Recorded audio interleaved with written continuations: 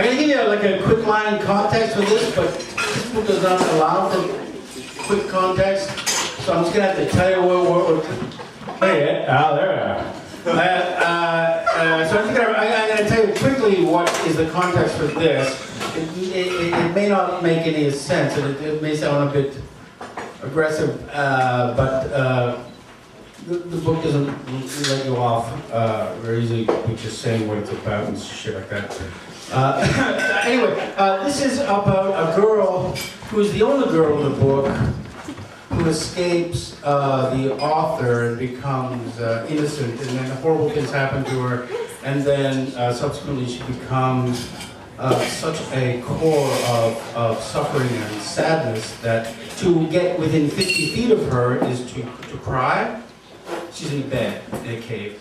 And to get within 40 feet of her is to become paralyzed by sobbing. And then to get within 30 feet of her is to remember everything horrible, imagined sometimes, or things that have happened to you or that you've tagged onto as the worst things that have ever. And then to get within 20 feet is to lose consciousness or contact with those things that helped you at 30 feet. And then you don't lose consciousness, but you lose mobility of thought, or mobility of body. And then within 10, did I say 10? I don't know, 5 feet, whatever.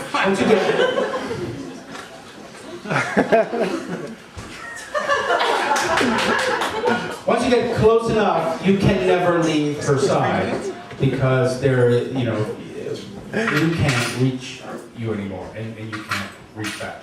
Anyway, so this is the encounter of the author who breezily walks into the cave with his several characters and says, and they explain to him, these degrees of loss and attraction that you're going to get into if you keep going. And so he keeps going. So this is the short business with that. Alex and Eric are both sobbing heavily now. It's a strange sound. People crying for no reason and emotion controlled by the space in a room. Eric is overcome. His cries are emotional barks, a sound of such acute unhappiness that you make once, if ever, in your lifetime. He steps back, clearly uncomfortable, and Alex joins him. They whimper softly, consoling each other. Alex places a hand on Eric's head and looks at me.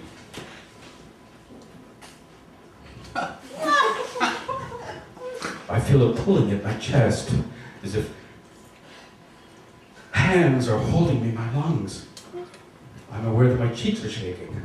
I feel so strange, so violent to be affected this way. It's not like real sadness, more like a kind of electrical current causing these minor tremors through my body. I wink at Alex to assure him that I'm fine, I'm okay. I step forward into the cave.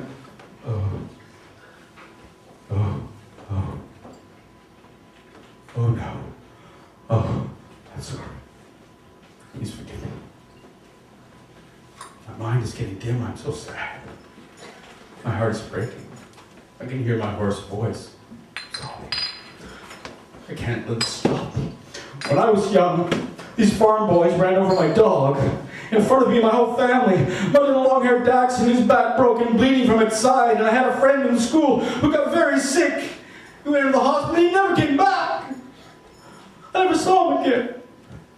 I think the good witch in the Wizard of Oz is the more evil one. She smiles neatly and chirps happily, and when a house crushes the wicked witch of the West, sister, make me feel lonely, but no one sees the meanness in the happy fairies. I fell once, tripped off a low bridge across a shallow ditch. It would have been easy to get up. I wasn't hurt, but I lay there. I lay there a long time, the entire afternoon, because I wish there had been a further fall, because I have a deep well of misery in me that I can never show. The ditches are all shallow, and the falls are all too short. My grandmother died in my bed. She was brought to our house from the hospital, and she had no hair, and they put her in my bed, and I had to go sleep with my brother. My dog died slowly over the course of an entire year. She went blind, and their eyes fell out. I still have those eyes! Little sad, dried-up eyes! Hang on a second. That's not true. did I say that? I said it because I'm a liar. An awful, brutal liar who can't seem to cry hard enough anymore. Each heave in my chest pushes my memory, my story, my hope down further, further away from me. Oh, please leave me now. Close this book and burn it. Thank you.